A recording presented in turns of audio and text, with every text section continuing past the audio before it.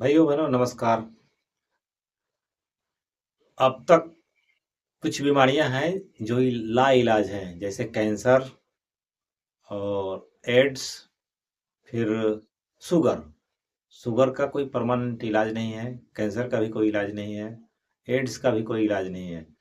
लेकिन एक बीमारी है जो भारतीय राजनीति में उसका इलाज आ गया है। विधानसभा चुनाव में एक चीज की दवाई का इजाद हुआ है। वैसे तो ये इसका इजाद पहले भी हो चुका था, लेकिन ये साफ साफ दिख रहा है।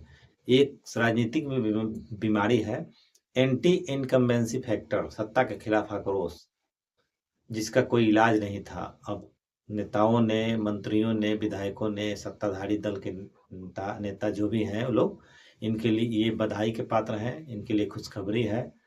जो जितने छोटे स्तर से लेके बड़े स्तर तक के जनप्रतिनिधि हैं, एंटी इनकम्बेंसी का इलाज इन्होंने ढूंढ लिया है। सत्ता में रहो 4 साल 9 महीने, और आखिरी 3 महीनों में आप इस मूर्ख जनता को पैसे इसके मुंह पे मार दो। 5,000, 10,000, 2,000, 4,000, जो जिस लायक है उसी लायक उसको पैसे दे दो। फिर 5 साल इनकी जम के कुटाई करो, कोई फर्क नहीं पड़ता इनको। जैसे बिहार विधानसभा चुनाव में ऐसा ही तो दिख रहा है नज़ारा। 20 सालों से सत्ता में है।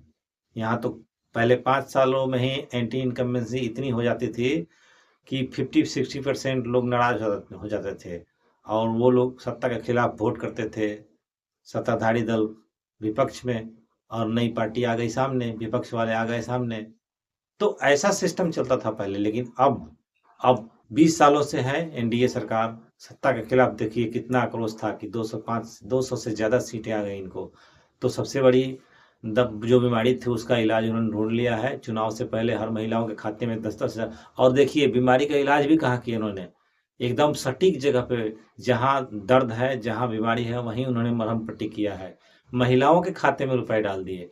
वैसे तो पूरे हिंदुस्तान की जनता जो है बहुत कम पढ़ी लिखी है, और ऊपर से महिलाएं जो उनकी साक्षरता दर बिल्कुल कम है, सामाजिक और राजनीतिक सोच तो बिल्कुल इनकी चौपट ही है। इनको तो अनाज 5 किलो चाहिए, किसानों के 2,000 रुपये चाहिए, और कुछ पैसे चाहिए। जो पैसे आज एनडीए सरकार ने दिए तो महिलाओं के खाते में गए, और इन्होंने कुछ सोचा नहीं। अपने घर के पुरुषों के खिलाफ, समझाने के खिलाफ भी सत्ता बदलनी चाहिए, रोटी पलटते रहने चाहिए, लेकिन इनको समझ में नहीं आया, उन्होंने जाके वोट दिया।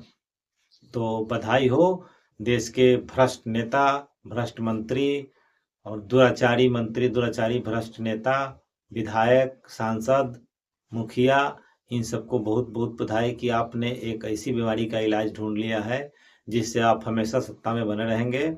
कभी आप कोई हटा नहीं सकता सत्ता से। और आपको लाइसेंस मिल गया है, मीडिया आपके साथ है, मीडिया कोई सवाल नहीं पूछेगी आपसे, जनता के मुद्दों को नहीं उठाएगी। और जनता खुद नहीं चाहती है, जनता तो चाहती है कि आप सत्ता में रहिए, कुछ पैसे दे दीजिए लास्ट में, और पूरे 5 साल 4 साल 9 महीने तक आप उनकी जम के पिछवाड़े ढूंढते रहिए। इनको कोई फर्क नहीं पड़ता है। नमस्कार।